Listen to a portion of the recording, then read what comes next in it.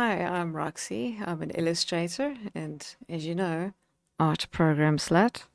I'm always trying something different, and today we're going to be looking at Rebelle 8. I'll show you what's new in this version, what the differences are between the Pro and the Standard version, and whether I think it's worth it to upgrade from Rebelle 7.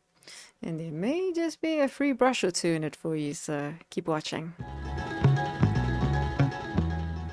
Quick note before we start, I'm using the early access version of Rebelle 8 Pro, so the final product may and hopefully will be slightly better, but even if it's not, Escape Motions are one of those companies that do patches in between major versions, so this isn't its final glorious form. So on with the new features. The first thing I want to show you is the revamped paper panel. Previously, I'm in Rebelle 7 Pro right now. If you clicked on the select canvas icon in order to change your paper, you would see all the papers that you own and no more. If you wanted to get paper that you don't own, you'd have to click get more papers, and they'd come in packs of 3. But now in Rebelle 8, if you click on select canvas, you get not only the default papers and the ones that you own, but also every single paper that they have. The ones that you don't own all have this little icon in the corner. So you can live preview them now. So if I click on this Jose F paper, there we go. I'm live previewing the paper. I can move this out the way. Let me just increase the texture scale so that you can see very clearly. And what's even more rad is that you can test your own brushes in this live preview, so you can really see if this paper is going to work for you or not. And you only have to buy that one single paper. You don't have to buy it in packs of 3 anymore. So just with the texture scale up, let me just grab another paper so you can clearly see. And sometimes it takes a little moment. That was quite quick, but sometimes you see there's a little bit of a delay here, but just be patient. There we go. And now it's changed to the new paper. And you can just click exit preview. And then you go back to what you were doing before. So I love this, but I did see someone on the Escape Motions forum positively losing their dish about how much of a mission it is to wade through what they considered advertisements to get to their own papers. And if you agree, fortunately, you can easily filter out the papers you don't own. You just click filter papers and click on not purchased, and you'll see now it's only the papers that you do actually own. I suggested in the forums that it would be a nice quality of life addition to be able to favorite certain papers and have them appear above the default group in a favorites group. And they've confirmed that they are in fact going to do that. That's the thing I love about Escape Motions, is they actually do listen to their user base and are constantly improving the software in a tangible way. While we're on the subject of papers, I've seen some paintings done in Rebelle where the artist obviously set the texture scale to 100%, and that seems to give the impression that you've zoomed in on a corner of the canvas and you're doing this tiny little painting. It just doesn't look right. Some papers might look right at 100%. They all seem to be kind of different, and you have to judge for yourself what looks best. I'm typically using it at about 35%. But you just don't know if this is like the right kind of tooth size for the paper if you're going to get it printed. Well, you didn't know until now. But what's great is in this version of Rebelle, we now have a view at print size option. So if you go up to view at print size, it'll show you what it actually looks like at the size of the canvas that you're using. This canvas is an A4 size, so maybe I do want this at 100%, maybe even more. I think that's too much. Maybe at about 85 looks right to me. Now, when you first click view at print size, you'll get this dialog pop up. And I was just like, yeah, click OK. And then I couldn't get it back. And I was like, what was that? Was that important? And it is actually important. But fortunately, you can find it again if you go to Edit, Preferences, scroll down to the bottom, and you see this display PPI calibration. Now I've got 2 monitors, so it's allowing me to calibrate for either one, but this is my primary monitor. So if I click calibrate, it pops up the dialogue, which I basically dismissed the first time. And what you're supposed to do with this is you're supposed to put a ruler against your screen and make sure that the measurements line up with your ruler. It actually says this over here if I had bothered to read the first time before just clicking OK. So once you've calibrated this, then your view at print size will actually be correct. Here is an A4 page that I'm holding up to my monitor, and you can see it's almost spot on. So that's super useful if you're going to be printing and you just want to get a better idea of, does the grain look realistic at the print size? For digital paintings, obviously you just make it look realistic for the resolution that you're exporting it at. But for printing, this is a great addition. It's not just about the grain size. You know, let's say you're designing a book. Here's one I measured beforehand. I didn't design this, but just as an example. And you can see it's pretty spot on. So using view at print size will just allow you to judge the visual impact at the actual size people are going to see it. So super useful feature. And I'm so pleased about this next feature, bigger brushes. Now back in Rebelle 7, if I grab my favorite brush, head on over to the brush creator, you can see the maximum size that I can scale it up to is 700 pixels. Which for the most part is fine, but there are two instances where I really need a bigger brush. One is when I start a painting and I want to lay down the basic background. I, like most painters, start with a really big brush. In traditional painting, you may even start with a paint roller. So 700 pixels is just not big enough when you're painting high res. The other instance is when you want to add a bit of fog or atmospheric perspective, and you typically want a nice big soft brush, and again 700 pix doesn't really cut it. So what I would have to do previously is start my painting in another painting app, typically PaintStorm Studio or maybe Corel Painter. Definitely not Clip Studio Paint. Clip Studio Paint does have big brushes, but it's such a horribly optimized program that the brush lag just makes it unusable. So I would typically flip between Corel Painter, PaintStorm Studio, and Rebelle. And now I don't have to do that. In Rebelle 8 Pro, you can see the max brush size is 3000 pixels. So unless I want some very specific brush that I've created in another program, I can basically just paint the whole thing in Rebelle 8 Pro, which for me is great. Next up, we've got the Symmetry tool, which if you're struggling to find, you can just head over to Windows, Rulers, and that'll open up the ruler panel. And the Symmetry tool is this last icon. So you click that on, and you can easily design some cool shield or some Rorschach ink blot. It's probably one of those things that you'll not use often, but you'll be grateful that you have it when you need it. While we have this open, another thing that they've added to the rulers is there's now, in the parallel lines, it's not just parallel lines, but it's also perpendicular lines that you can draw. So regardless of what angle, you can now draw perpendicular and parallel lines, which is really great. Previously in Rebelle 7, you had only parallel lines. So if you wanted to do perpendicular lines, you'd have to manually swivel this. So it's just saving a little bit of time. And while we're here, you can also see how ugly the Rebelle 7 UI is compared to the new Rebelle 8 UI, which is quite nice and compact. It looks like this when it's not docked.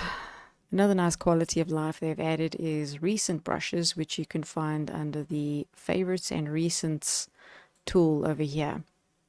In Rebelle 7, we only had favorites, so you could favorite a bunch of brushes and they would appear here. In Rebelle 8, we've got the favorites tab, which was the same as before, and then we've also got a recent tab, which basically records the last 20 brushes that you've used in this session, and the last brush you used will be first in the list and descending in that order. You can also click here and clear recent brushes should you so desire. This next thing I want to show you is great for those of you that love the oil painting. I'm just going to slap some paint down grab another layer, slap some more paint down, and now if we head on over to the layers panel, you'll see there's this little icon in the corner, layer settings. And if I click on that, I can adjust the impasto depth, see that, of each individual layer. And also, if we're using the metallic material layer, which is something that they introduced in Rebelle 7 Pro, you can also adjust the reflectivity of that metal per layer. Staying with the layers panel, if you're a user of the filter layers, for example, desaturate, you'll be pleased to know that you can now clip filter layers. And they've also added a curves filter layer, which they didn't have previously. Then some additions to the color panel. First up, we have RYB, so your color wheel, toggle on RYB, and that sets your color wheel to red, yellow, blue as the primaries, which may be what you were initially taught with. I know I was, but it's actually not the best primaries to use traditionally or digitally. It has a narrower color gamut than CMY and RGB, so I won't be using it, but more options is always better. Something else they've added is this little color harmonies button in the corner where you can toggle between complementary, triadic, analogous, and tetradic color schemes. So for example, if I set it to triadic, now you can see we're on red as our main color, and you can easily just see what the triadic color scheme for that would be, and you can also select them down here. Then on to some pro only features. So if you too are a little bit slutty with your art programs, you'll probably be saving your work as a PSD file so that you can transport it between Rebelle and your other art programs. And when I first got Rebelle, back in version 5 or 6, I forget which, I'd spent a bunch of time on this particular file, and then I saved it as a PSD so that I could open it in PaintStorm Studio, where I had this specific brush that I wanted to use on it. But when I brought it into PaintStorm Studio, it was blank. So I had this little warranted panic attack. My mouth went dry, my bumhole tightened, got a cold feeling up my spine, proper fight or flight mode, thinking I'd lost everything. But I took it back into Rebelle, and there was my stuff, just as it should be. So after the panic subsided, I started thinking more clearly, and I found a workaround by taking the PSD into my ancient version of Photoshop, resaving it there, and then I could open it in any other program and it looked as it should. So if you don't have a pro version of Rebelle and you do happen to have Photoshop, you can absolutely do that as a workaround. But if you do have pro, then just head on up to Edit, Preferences, and here under PSD options, you're going to see Disable PSD Compression. Make sure that that is checked. With that checked, you can open your Rebelle PSD in another painting program without having to use Photoshop. My only complaint is that this isn't enabled by default, and it really should be. Nanopixel is a kind of upscaling technology that allows you to export your work much bigger than what you actually painted it at without pixelation. In Rebelle 8 Pro, it's even better. You can now export your work up to 20 times the size that you painted it at, which is 2000% bigger. For those of you that enjoy the impasto oil paints, there's built-in technology called Realshader and soft shadows, which make the thick paint look more realistic in real time. Both of these are new to Rebelle 8. The next one is probably the biggest draw card for Rebelle 8 Pro. The new particle brush technology allows you to make different kinds of bristle brushes.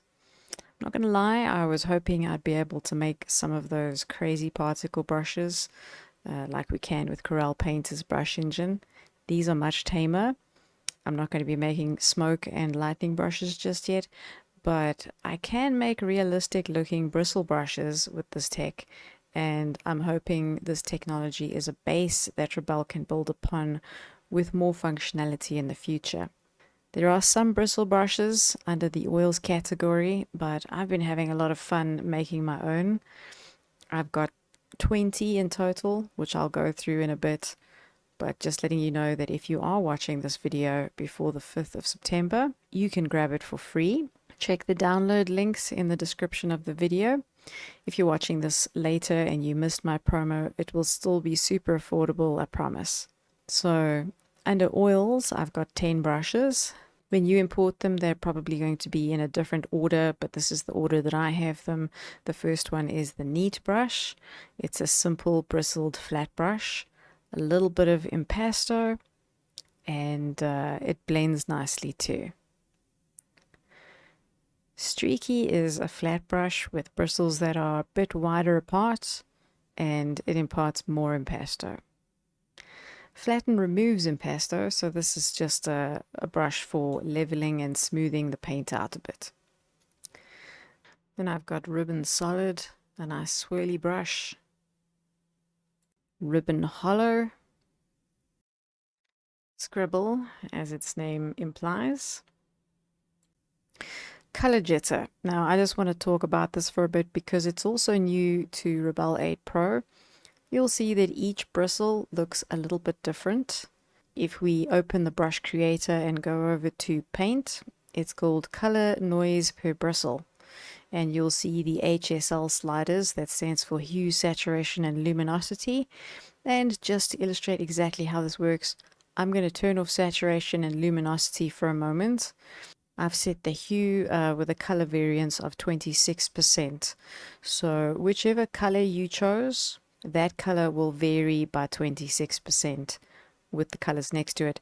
So if we set the brush to, let's say, magenta, you'll see some of the bristles are slightly redder and others are slightly more purple because red and purple live on either side of magenta on the color wheel. If I had to pump the slider up to 50-odd%, then we'll start getting more red and even blue. And if I pump it up to 100%, then we get a sharting unicorn. So that's how the hue slider works. Saturation is how gray versus how saturated or strong the color is. And luminance is, you can see it on this block, how dark versus how light the color is. So I'm just going to reset this brush. These are variance values that I think will look good in most scenarios where you just want to add a little bit of color abstraction on what you're painting. You can also set it per stroke instead of per bristle. So each time you swipe the brush across the canvas, you'll get a slightly different hue, saturation, and luminance. So I love this feature, but sadly it's only available right now for the oil bristle brushes.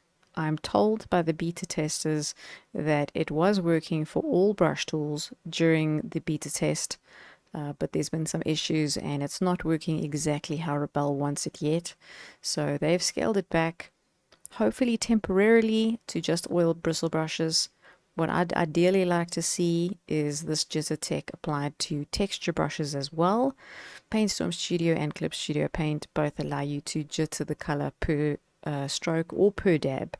So I know it's possible, and the Rebelle devs are super intelligent and extremely driven, so very likely we'll have that same functionality at some point. But for now, only on the oil bristle brushes. Then back to the brushes. Chunky is a round bristle brush with a stubby taper. Sharp has a thin taper. And lastly, Emboss has paint build-up around the edges, which is kind of fun.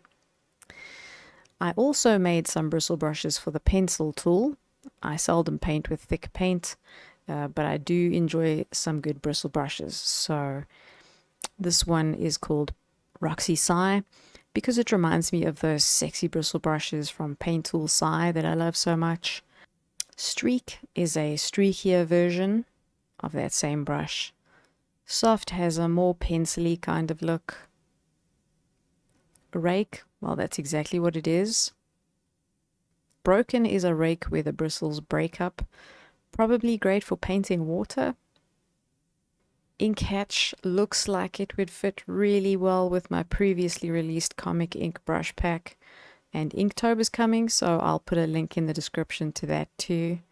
And then we've got a couple of round bristle brushes. elegant, just feels silky and wispy, really enjoyable to play with. Graphic is similar, but it's got a harder digital graphic quality about it. And twirl has a couple more bristles that give it that twirly look. And finally, inky, which could also fit right in with the comic set. So those are 20 brushes that are in the brush pack, link in description. So Bristle Brushes is obviously a major draw card for anyone thinking, do I get the Pro version or the standard version? This is only available in the Pro version. So the answer is 100% get the Pro version without a doubt, because remember what was in Rebelle 6 and Rebelle 7 Pro is also included in Rebelle 8 Pro, not in Rebelle 8 Standard. And there's two particular features which I think are really cool from older Pro versions, which are obviously included in Rebelle 8 Pro, so I just want to quickly talk about them before I wrap up. First is real pigments. I actually did a whole video on this where I show how the paint behaves like proper pigment. What I didn't show you in that video, and this is a recent joyous discovery for me, is how blissful it is to sketch with the real pigment setting on. I like to grab one of the blues, usually cobalt blue or Prussian blue, and just go to town. See, if I switch off pigment, how boring, how flat and digital looking. Turn on the pigment and it's like you're drawing with traditional colored pencils. So the soft strokes are going to be that brighter blue pigment, and if you press harder or go over the line a couple times, you get that rich darker blue. So satisfying. This came in with Rebelle 6 Pro, so any Pro version since then will have this real pigment toggle. The second thing is the metal effect. Again, I also did a whole video on this. It's another toggle that works with oils. So if we grab some of those oil bristle brushes from earlier and slap some paint down, and then we can turn on the metal with this little toggle on the layer, and you can see it's just really fun. So there are a couple of other features which I didn't necessarily talk about. Either I didn't really care or I didn't really understand. But I will also put a link to a table that has the full set of changes for Rebelle 8 Pro. One thing I do just want to mention is that any brush made in Rebelle 8 or Rebelle 8 Pro will not be compatible with earlier versions. I've tested this. I exported a brush that doesn't have any bristle settings or any color jitter, and it still didn't work in Rebelle 7. So just a note on compatibility for anybody to avoid some wailing and gnashing of teeth. So that about wraps it up. Do I think it's worth upgrading? Yes, I would have gotten it for the bigger brushes alone, and definitely the Pro version. There's just too much good stuff packed in there to go standard. But hopefully I've answered any questions you may have had. Thanks for watching, and thank you to my dear patrons for your support. It means a lot and helps a lot. Until the next one, God bless.